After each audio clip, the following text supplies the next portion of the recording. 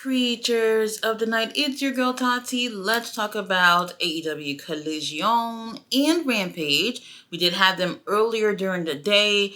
There was a little bit of issue with time discrepancy and all that shit.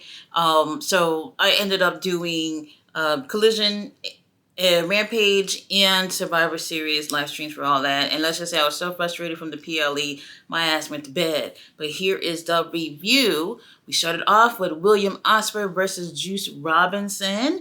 I'm not gonna lie, I didn't really have much high hopes for Juice Robinson. And the only reason why, I know some of us had jokes that somebody got to take the L's, which is Juicy. But unfortunately, the thing is that he's an amazing wrestler, just don't have a really great track record within AEW. So it seems less likely that he will be advancing to the finals when it comes to the Continental Classic. Really great match. We did have Will Ospreay, who's holding on to that shoulder pretty much the whole match. He had kinesio tape from one end of his shoulder to the other end of his shoulder. He looked pretty banged up, but he did continue this match. I do want to say this though. Juice Robinson did a really great job here. However, William takes the win. And this was taped on Wednesday after Dynamite. And this weekend, we did have Juice Robinson, who was at the WrestleCade, wrestling convention. And he was in crutches. I personally didn't see anything in this match that would have caused him to be in crutches unless he did a really great job of playing off his injury. We don't have any word yet from Juice or AEW in terms of what the injury is and if he'll be taken off the Continental Classic, but he is in crutches currently. And well wishes to Juice Robinson. I hope it's not serious. I hope he'll be okay. Now, after this, we do have Mariah May, who is doing a promo, like in an area where she would be doing like a photo shoot. Very interesting because Mariah May, who is as beautiful, one of the most beautiful girls who is in AEW, the camera was so far away from her while she's speaking. I was just like, whoa, this is so noticeable how far away the camera was. She has a horrible black eye, and it is so noticeable even from far away that the camera, I guess they decided to just keep the camera as far as possible away so it doesn't look so bad if they were closer to her. And I think it was very noticeable. She was basically saying that she knows exactly what Mina wants. Mina wants an opportunity to be part of AEW and win a championship. So she's going to give her what she wants. So we'll see what ends up happening with that. After this, we have Trios Action, MXM Collection, and Johnny TV versus Mystico and Private Party. When Mystico's on somebody's team, y'all already know who's winning. I'm going to say this. I think they're going the route to having Johnny TV join MXM Collection. I am not sold yet. I feel like MXM Collection has something that already works and we don't really have to bring anyone into the mix. We did have Johnny who came out in, I don't know what type of outfit that was. I have no clue what type of outfit that was. And I just felt like he didn't really seem like he fit with the group. Throughout the match, I felt like they did try to work as a trios. However, the baby faces end up taking the win. There's no way Private Party Mystico is going to end up taking the L. But it was great to see Mystico back in AEW.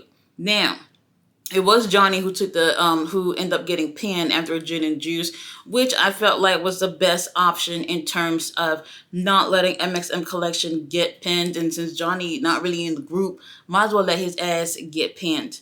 After this, Anna Jay is doing a interview back there. And she's saying that she knows she can't challenge for the AEW Women's Championship since she lost that match.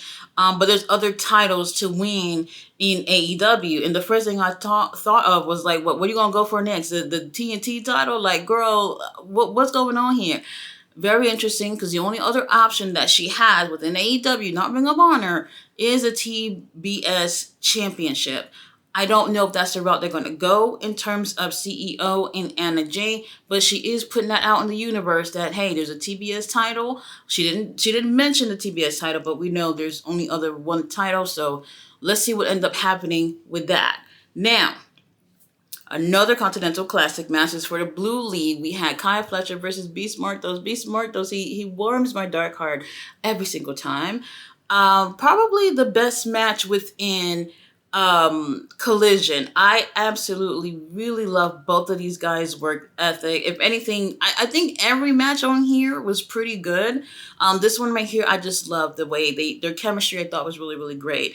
Kyle Fletcher, if I mean by the end of next year, if he don't have the world title, it got to be the beginning of 2026. Like, I don't know what we doing. Tony Khan, play your cards right with this guy.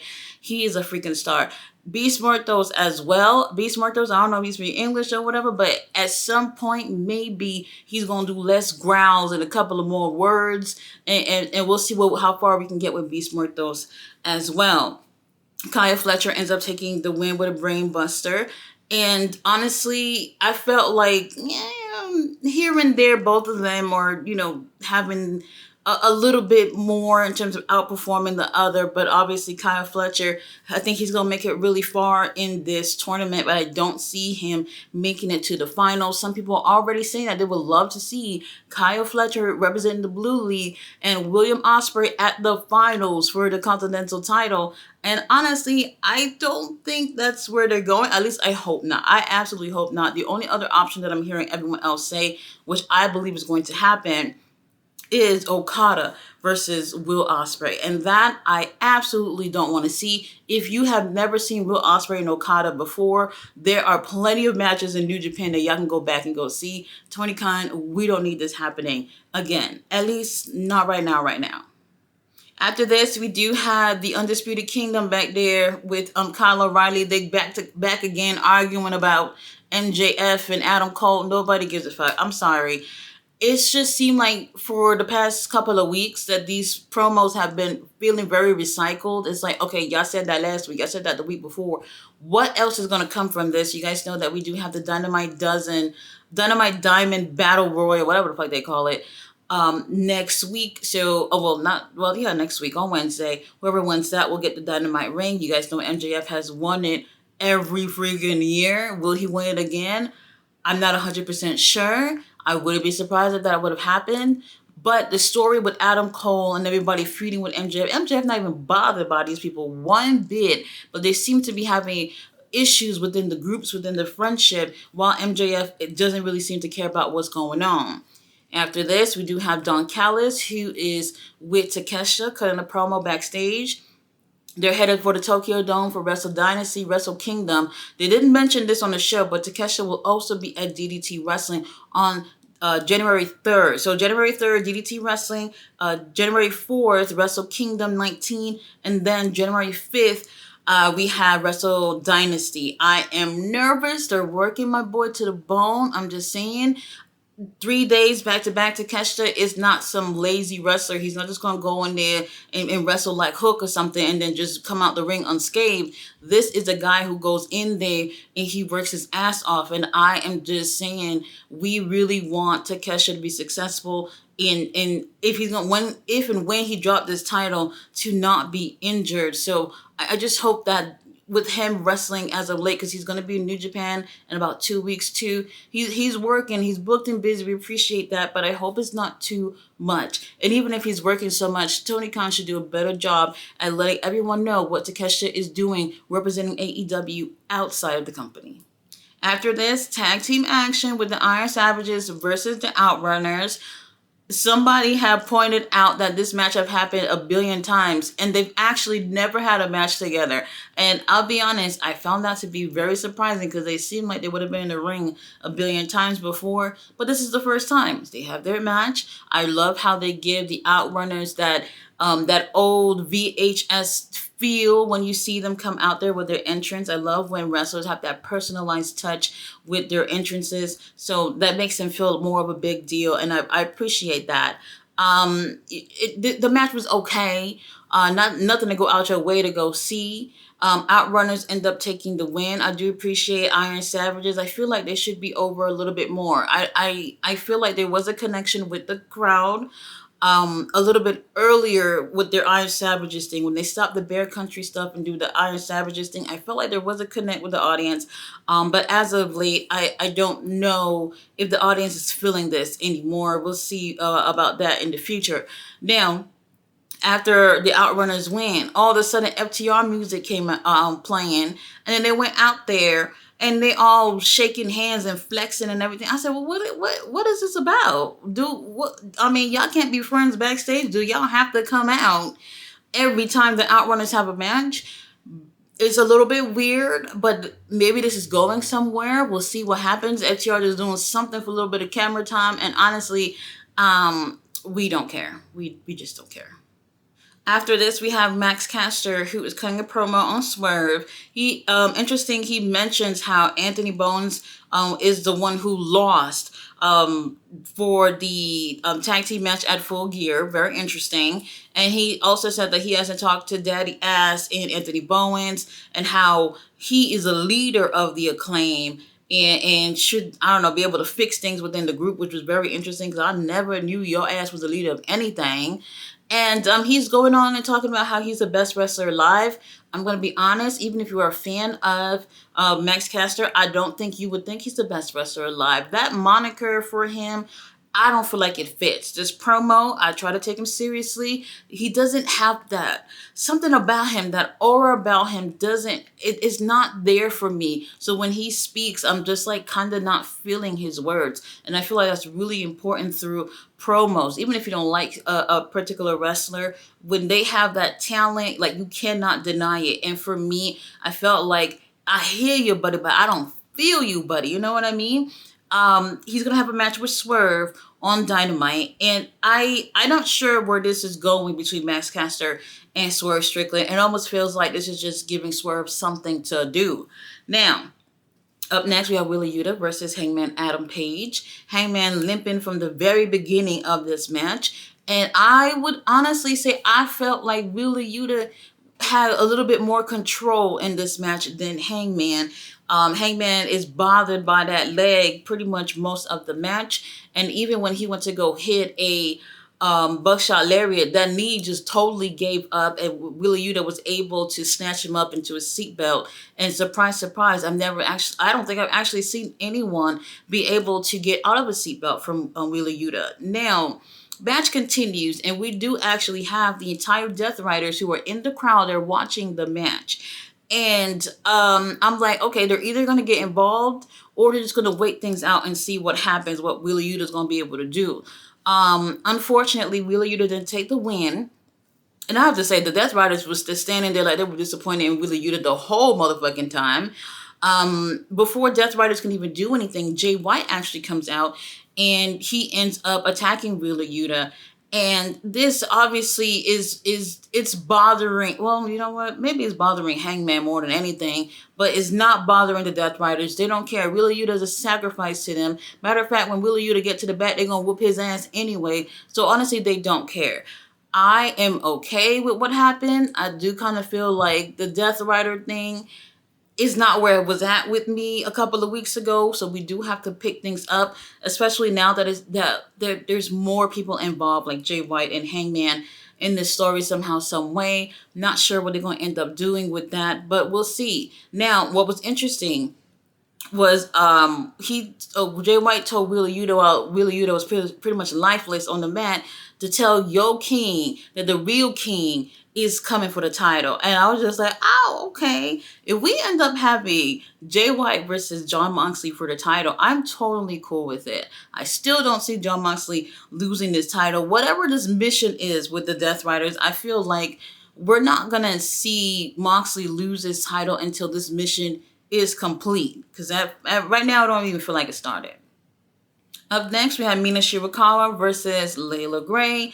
This wasn't much, not a squash, but the girls got some TV time. The predictability, it kind of kills it. I kind of hate when there's that predictability, especially with the women's match. Statistically speaking, people are least interested in the women's match. So when you give something predictable like this, we already know what's going to happen, so you kind of lose a little interest. Sorry for saying, but it's just the truth. Mina Shirakawa ends up taking the win. At Winter is Coming, she's having a match with Mariah May for the women's title. After this, Willow Nightingale's backstage cutting a promo. She's going to be facing Serena Deeb. Whoever wins that match will advance on to the semifinals for to represent AEW for the women, damn, what is it called? The Women's Cup for, Wrestle Dynasty, where there's a woman representing each promotion, Stardom, Ring of Honor, CMLL, and AEW. My bets is that Willow Nightingale's gonna win this whole thing, and to be honest, I'm not interested. After this, our main event, Okada versus Daniel Garcia. Exactly what I said was going to happen. I said this, and I said this from the very beginning when they mentioned that Okada and Daniel Garcia was in the same fucking league, the the blue league, that they were going to have a draw with these two. Why? Because they both have titles. Daniel Garcia just won that title. It's his first match since winning that title. Okada, he has a continental title. They don't want his first match to seem like he lost. And there it was. They end up having this thing in a draw. I really do appreciate that we were able to get all the things you love out of Okada in this match. Okada is just, you can't hate him. Bad guy or not, you can't hate him. He's so fucking funny. The spot where he gives the middle finger and the camera zooms out, then zooms in.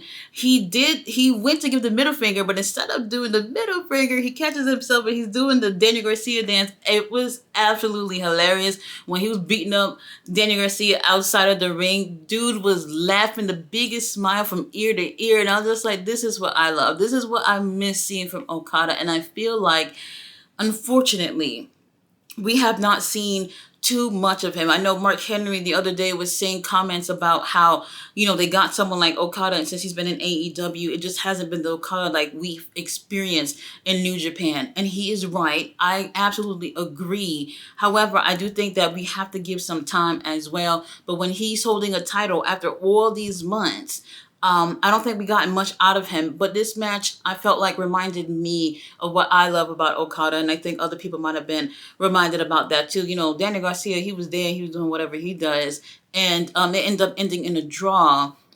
While I think Daniel Garcia had Okada in ankle lock or something like that. He had him in some kind of hold. He was holding on to his leg, and Okada was, trying not to tap or acting like he was at least affected by this little submission thing that Daniel Garcia had him in.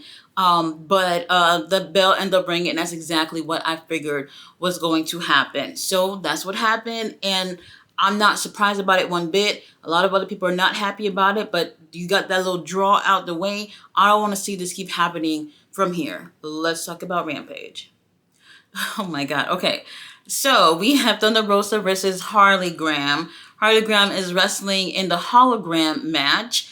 This is a little something to give y'all since y'all all crying and sad about hologram being mission in action. So they go one-on-one. Yes, we've seen them one-on-one already, like a week or two ago. And it's so funny because when Harley takes off the mask, then boom, everybody's just like, oh my God, it's Harley Cameron. Like everybody is shocked or whatever. This silly wrestling shit or whatever.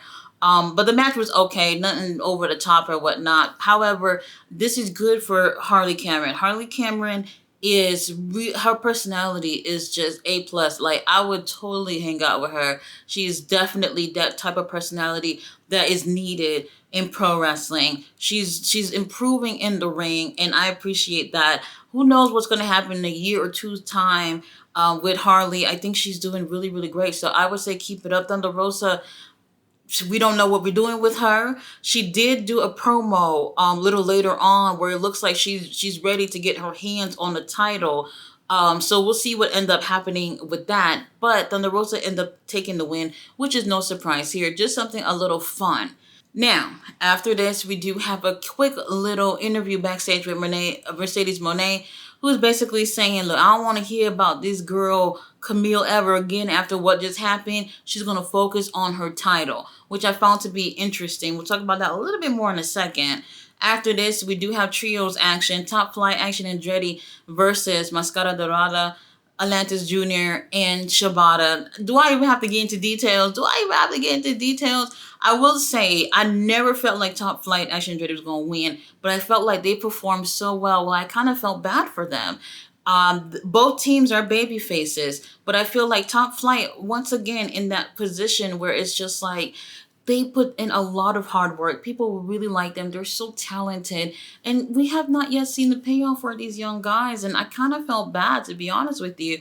And I don't know. There were times in this match where it's just like, wow, these guys are so impressive. And for them to be in the ring with these guys, Shibata and Mascara Dorada and Atlantis Jr., they did such an amazing job. The chemistry, absolutely there. Really fun match. Unfortunately, Action Andretti gets pinned after a shooting star press.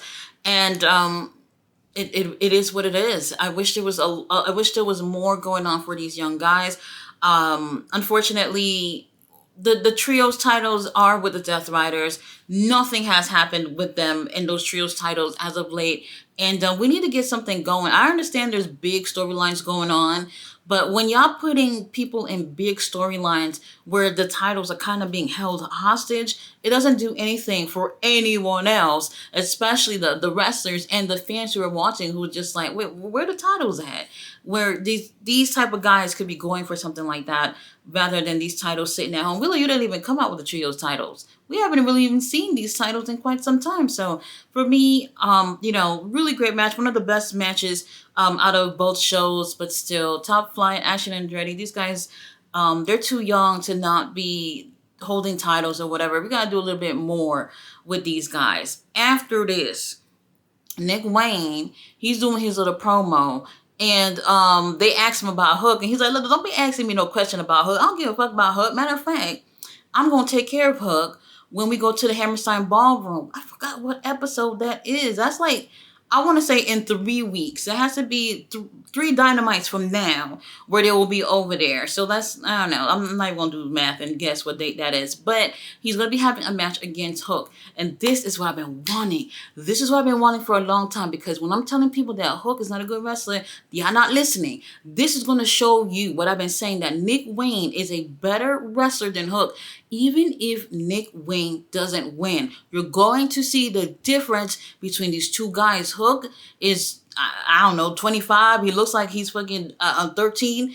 And then Nick Wayne, who is 19 years old, who has more and better experience than Hook. You're going to see the difference between these guys, whether if Nick Wayne wins or not with that match. So I'm looking forward to seeing that match. So like I said, I told you so to everybody who ain't listen. After this, Beast Mortos again. Lord have mercy, Beast Mortos. He's just everything. Versus Serpentico. The match was just all right. Just a little give something to do or whatever. I will say this. I don't feel like anybody who's in a Continental Classic should be wrestling any other matches around this time. This is a tournament that's going on. We have not yet heard of a plan from Tony Khan if somebody were to get injured and what they would be able to do in terms of replacing somebody or whatever situation is. So I don't know. I don't want to see anyone who is in the Continental Classic doing anything else. Now, Beast Mortos end up taking the win. And I will say this. What's the point of having picture-in-picture? And when you come back from picture-in-picture, 2 seconds later, the match is over. What are we waiting for? We waited for the commercial break so it can be done in 2 seconds after it's back. You have a tape show. You can move things around so that the match can be finished before the commercial break. And then from there, you can do your little promos and other things after the commercial break. Something about that felt a little bit weird and a little off to me. Didn't like that. Now, after this, we do hear some commotion in the back. And when the cameras get back there, it's Camille laid out. Somebody done whooped her ass and she's laid out.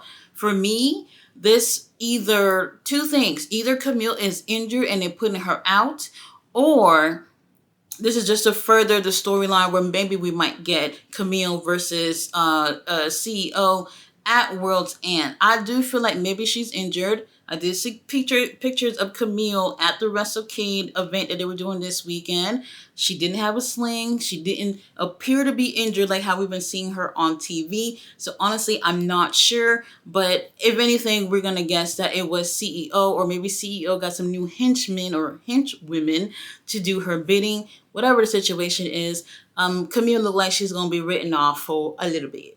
All right, so now, before our main event, they showed a couple of people who's going to be at the Dynamite Diamond Battle Royal 12 dozen, whatever the thing is called. They showed Kyle O'Reilly. They showed Adam Cole ass over there too. Mark Davis for whatever reason. Commander was over there. Lance Archer, Brian Cage. What are we doing?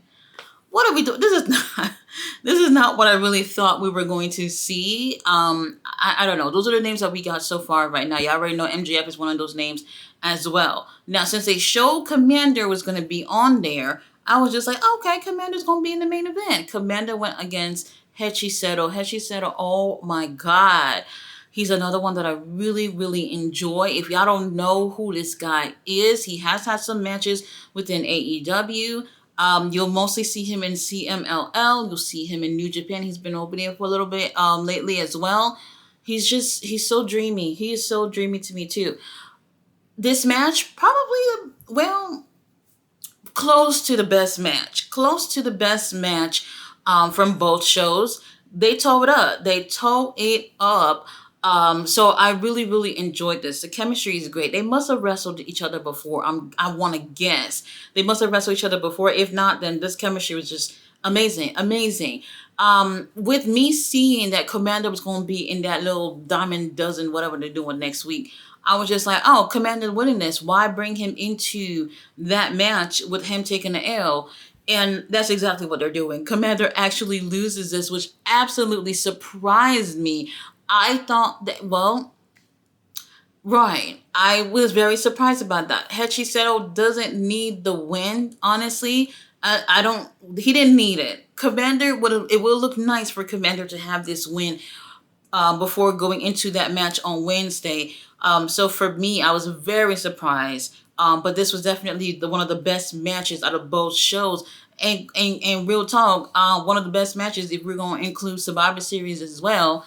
AEW, they have tremendous wrestlers. They have partnership with really, really great promotions as well. So it's great to see the CMLL guys coming on over and putting in the work and giving us some really, really great matches. So I appreciate that. But the year is closing and it's time for things to be put to rest or to get things started for the new year. This is a big year coming up for AEW. They're going to be doing their first Dynamite January 1st, Wednesday on Max. So for anybody who wants to get that, they do have a Black Friday sale until Monday to get Max for $2.99 for 6 months. So if y'all want to get that and be able to watch Dynamite from directly from Max and go ahead and do that. There's a lot of big things going on for pro wrestling next year in general as well. But AEW, they have a lot going for them and I just want it to be better. This is why I do what I do. Encouraging AEW. Somebody over there gotta be watching me, hearing what I'm saying. I'm speaking for all of you guys in terms of what we want to see. So it was a great show for both the Rampage and Collision. Can't wait to see what we got left, especially for the Continental Classic. Guys, I will see you guys on Wednesday for Dynamite. It's going to be a really great show. See you guys then. Bye.